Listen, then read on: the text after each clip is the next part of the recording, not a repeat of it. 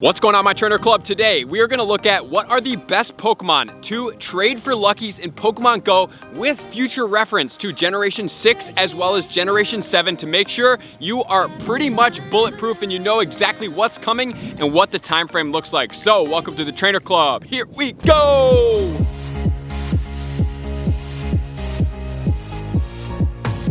Welcome back, everybody. Let me know in the comments below, how are you doing with the lunar event? Have you gotten increased chances on your lucky friends? And what are you doing with your lucky Pokemon? And what are you using to trade? Because today I thought it would be really useful, since we have increases in luckies, at least somewhat, as well as increases in lucky friends to get us lucky Pokemon trades. I figured it would be pretty impactful for me to give you a foreshadow towards the future. And I just wanted to say big shout out to Mr. Matt Fitz. I really appreciate him. He's very insightful as Pokemon. Really appreciate his insight. So I always run this across some of my friends, such as Matt Fitz, to make sure that we have the foreshadow, because he's been very deep into the Pokemon series for a very long time. Before we get into it, I just wanted to mention thetrainerclub.com. You can get this hoodie, my beanie, and everything else that you need. This hoodie in particular is only available until Monday. It's limited edition, so if you want to be mint green and stay in style and warm and comfortable, thetrainerclub.com. So now we are going to get into everything you need to know as far as what are the best Pokemon to lucky trade,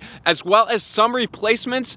And most of these Pokemon are going to have replacements at some point or another, because I was talking with Matt, and the Generation 5 dragons are dominant. But then looking at Generation 6 and Generation 7 legendary and mythical Pokemon, granted the stats are probably a little bit too buffed out right now, but oh my goodness, there are some seriously crazy Pokemon coming to Pokemon Go in the future. Maybe not like this summer or next summer, but it is definitely coming in the future. So I'm gonna give you all the Pokemon, and then we're gonna break down and compare what are the Pokemon that could potentially take its place, and is it going to be relevant in the future, or will you utilize this particular Pokemon that's available now or really close to now in the best interest. So let's start out with 3 different categories. The first category are going to be relatively safe Pokemon. The second category is going to be the community day Pokemon that have moves that can be relevant as far as right now that you can lucky trade for. And then the third category is going to be Pokemon that are right now that are going to get replaced and outclassed in the near future, as long as everything stands as it is right now. So let's check out category number 1 starting right now. My recommendation number 1, all of these Pokemon are definitely dependent upon the movesets that they get, like I've been saying, but there's always potential for them to outclass. But we have to realize that some of these Pokemon are not coming out for quite a long time. So the safest bet for the Pokemon is going to be my list right here that I would stay to the top to trade for luckies. Relatively safe is going to be the Kyogre with the Waterfall Surf combination. Since Kyogre did get the Surf combination moveset buff, it's definitely an awesome Pokemon to have, especially since we've had the shiny out. It's a great Pokemon to lucky trade. However, there is one Pokemon in the near future that is called Volcanion that is fire and water combination that could definitely outclass it. The stat comparison looks like Kyogre on the left, obviously, compared to the Volcanion on the right.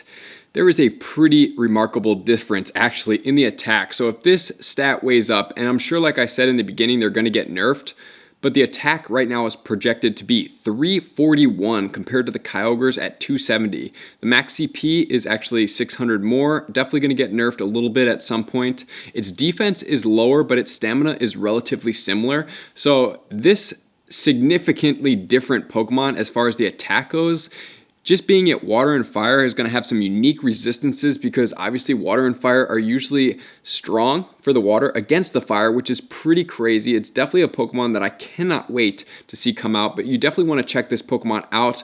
And the Kyogre right now is definitely going to be pretty good for quite a while, because Volcanion is actually a Gen 6 mythical, so none of these Pokemon that we are talking about here are going to be in the Generation 5. They're all going to be Gen 6 and Gen 7 Pokemon. That's why I said a lot of these Pokemon are pretty safe to do lucky trades right now and to utilize them for your attacker team. So that's a pretty boss Pokemon. So depending on what the moveset is and if it is cut down in its stats or it's nerfed at all, which is the cut down, it could potentially change it up. So the next Pokemon we're going to look at is the top steel type Pokemon that is also influential from community day, but we're going to put it up in the first category, which is going to be Metagross with the Meteor Mash. It absolutely must have Meteor Mash to be traded, and you could even get the shiny as well. However, there is one Pokemon, Solgaleo, that could outclass it in the near future. Let's check that Pokemon stats in comparison right now. Now we're looking at the Metagross. So Metagross 3791 for the max CP. it's going to have attack of 257. And the Solgaleo is going to have a max CP of 4818 with an attack of 280. It's going to have a little bit lower on the defense, but the stamina is really what sets this Pokemon apart. It's 289 compared to 190. This Pokemon, not only does it look amazing, because you guys know that I really like the big cat type looking Pokemon, but it's also really dominant, high attack stat, high stamina, pretty good defense as well. So it's definitely, if it gets the right moveset, could definitely outclass this Metagross. However, if it doesn't get the right moveset, it could definitely be comparable. So it's really dependent upon the moveset. And since the Solgaleo is going to be Steel as well as Psychic, it's going to compete with the Mewtwo potentially at some point. So the Mewtwo is another Pokemon. It has the Psystrike move, which did get a buff. And then also, Mewtwo is going to have competition with Lunala, which is a Gen 7 Pokemon that could definitely compete. So let's check out these stats in comparison, because it is 3 times resistance to fighting, which is absolutely crazy. And then obviously we have to compare the Mewtwo with the Solgaleo as well. So the Mewtwo is going to max out at 4178, attack of 300, defense 182, stamina of 214, in comparison to the Solgaleo, attack of 280. So it's 20 points below the Mewtwo. Its defense is going to be 28 points above the Mewtwo, but its stamina is going to really shine apart. So although its attack is not quite as high, DPS times TDO takes more into account the lifespan of the Pokemon. So it is definitely a Pokemon, depending on the moveset, could potentially outclass the Mewtwo if it gets the Psychic moveset that did get a buff, which would be really cool to see.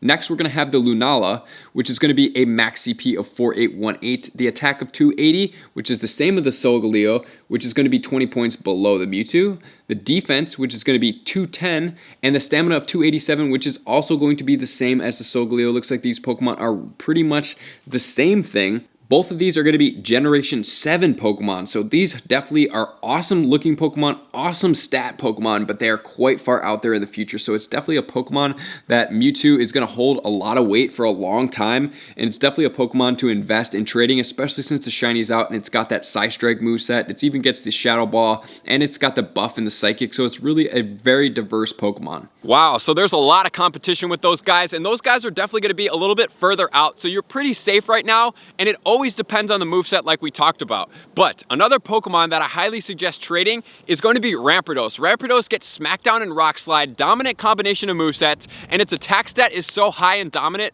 I really foresee it being a good rock type Pokemon. But you also can catch it in the wild, so I would highly suggest trying to catch one as opposed to just trading one that you hatch, because you can get it weather boosted in the partly cloudy weather. So this is a great Pokemon to go ahead and trade from the Cranidos. Really like this Pokemon, and it looks relatively safe. Granted, there are a couple Pokemon out there that could outtake it, but I really like the Rampardos. And then moving into the Ghost category, I really like the Giratina Origin form. It gets the dominant moveset of the Shadow Claw, Shadow Ball combination, so it's a pretty safe Pokemon. However, there are some dominant Pokemon out there that are going to compete with it at some point. In Generation 6, there is Hoopa, which is a mythical Pokemon, and then Marsh Shadow and Lunala from Generation 7. So let's check out those stat comparisons right now. Checking out the Giratina Origin form, it's going to have an attack of 225 in comparison to the Hoopa, which is going to be an attack of 287, a defense of 206. That's going to be above the defense of the 187, but the stamina is going to be lower. So this is going to be more on par with the Rampardos type of Pokemon, but it can do a lot of damage, and depending on the moveset, it can really create some upheaval in the Ghost category. And it's also a Psychic type Pokemon, but we already checked out a couple of the other Psychic type Pokemon. Next, we're going to check out the Marsh Shadow, which is going to be 3730 max CP. Going to have an attack of 265, so although it's not going to be quite as stamina tanky as the Giratina is at 207 compared to 284, it's definitely going to have a higher attack, a little bit higher defense, and can move some weight as far as what Ghost Pokemon do. And then we also have to take into account the Lunala, which is absolutely bonkers because it outclasses the Giratina Origin form in all regards as far as its stats.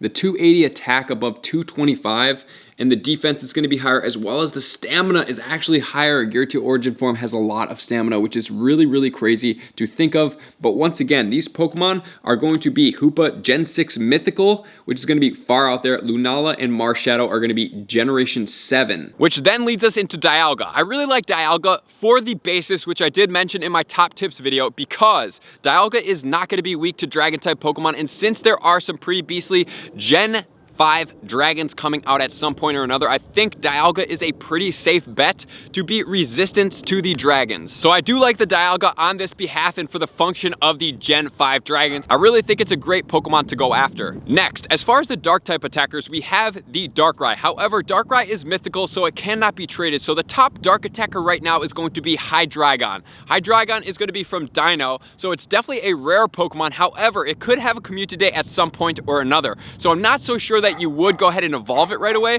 but it is a good Pokemon to have. But at some point there are going to be some Pokemon that could compete highly in the dark category, which are going to be Hoopa, which could be in the alternate form, which is a mythical Gen 7 Pokemon, which is quite a far ways out there, as well as Yveltal, which is a Gen 6 legendary Pokemon. So let's check out these stat comparisons right now. So getting into the dark type Pokemon, ideally we would trade the Darkrai. However, we can't trade it because it's mythical. So Hydreigon, dark. It's going to be 256 attack, and the Hoopa, which does have a alternate form that goes dark, is going to be the 287. So I'm not 100% sure these stats are going to be the exact same, but if they do maintain, they're going to beast out on this Hydreigon for the dark type Pokemon. Next, we're going to have the Yveltal.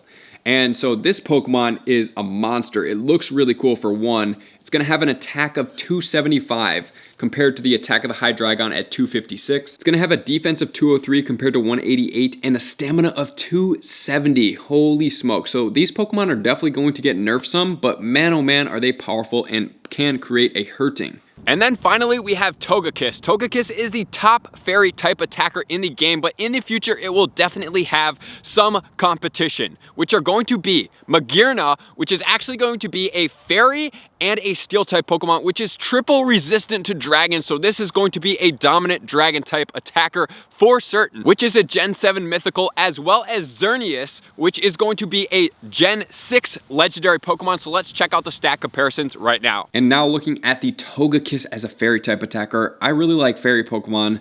Pretty cool. Like I said, the Magearna is going to be 3 times resistant to dragons. So once this Pokemon comes out, it's going to be quite insane as far as dragon slayers. So attack of 246 is going to be above the Togekiss, defense of 225 above the Togekiss, and about on par with the stamina. And this Pokemon is going to be a Gen 7 mythical, so we still have a lot of time out there. And then Xerneas, which is a really cool Pokemon in my opinion, has an attack of 275. It's an all fairy type, a defense of 203, and a stamina of 270 for a max CP of 4514. So these Pokemon are super cool, super impactful, but like I said in the beginning of the video, these Pokemon are going to be quite far out there as far as when we will have them available to our gameplay and meta roles as far as attackers go, so we might as well lucky trade the impactful Pokemon now, utilize them, and then go towards the future and know that these are coming, and as Generation 6 starts to come, we can then stop trading some of these Pokemon and look forward to the other Pokemon that are going to be replacements. But even though they are replacements and they are going to be dominant, like these Pokemon are still going to be the second best Pokemon, so we might as well have some of these and just add to our repertoire instead of waiting out and potentially missing out on some fun in the meantime. So I know some of you guys may be looking at this list like, man, there's not that many Pokemon on here that are not going to get outclassed, and where are all these other Pokemon that are pretty dominant right now? We are going to get that into part 2. So as of right now, these are the Pokemon that I would for surely lucky trade if you have the chance, because there's shinies out there. And some of you guys may also be asking, where is the shiny Rayquaza? Rayquaza is the best dragon attacker in the game right now. However, I really foreshadow it's going to be outclassed in the near future by Zekrom, Reshiram, and other things like that, which we will check out in the part 2 video that are going to be top Pokemon that you can lucky trade that have potential to get outclassed in the very near future, which you can check it out up here once it is uploaded. So the top Pokemon in review are going to be Kyogre, Metagross, Rampardos, Giratina Origin Form, Dialga, Hydreigon, and Togekiss. And the reason being is because these outclassments are not going to come until Gen 6 and Gen 7, so they are relatively safe as of right now. So the next video, like I said, is going to cover the rest of these Pokemon. You guys are going to definitely want to see this. But as far as dust investment after the lucky trade, because that's really the purpose, like to get a Pokemon that you can power up for half the amount of Stardust. If it's from level 20, it's going to be 112,000. If it's going to be from level 25, it's going to be about 88,000 Stardust. So it's a lot less resources to get it all the way up, at least into somewhat decent amount to be able to attack with it, take down raid bosses, and have a lot of fun. So I appreciate you guys for tuning in, all my likers, commenters, subscribers, and Patreon members for taking their subscriptions to the next level. I'm going to see you guys out on that next video talking about some more Pokemon that you could lucky trade, but they are going to get outclassed soon. So I want to make you guys aware of that so you do know what are the most impactful Pokemon coming in the near future. So I will see you guys out on the next video. Peace! I just want to take a moment and sincerely thank all of my Patreon members, everybody that has taken their subscription to the next level and chosen to support me on this platform. I greatly appreciate you guys. As a growing channel and really trying to grow and improve as much as I possibly can, I really appreciate the extra support. You guys mean the absolute world to me. I cannot wait to connect with you soon, and I appreciate you guys all for being a part of the Trainer Club. I will see you guys out on the next video.